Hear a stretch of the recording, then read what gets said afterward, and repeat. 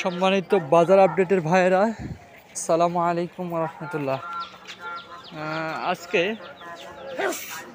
27 September 2024 রোজ শুক্রবার। তো আমরা চলে এসেছি।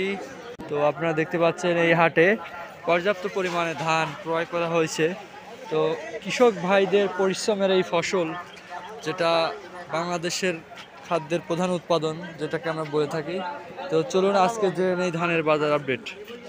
আসসালামু আলাইকুম ভাই, ভালো আছেন? এই যে ধানের বাজার 29 কত গেল বাজার?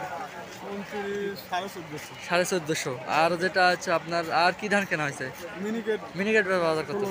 মিনিকেট 16। আচ্ছা, বাজার কি বাড়ছে ভাই কিছুটা আগের বাজারে? আর সামনে কি বাড়ার সম্ভাবনা আছে? বলা যায় না, হতে পারে।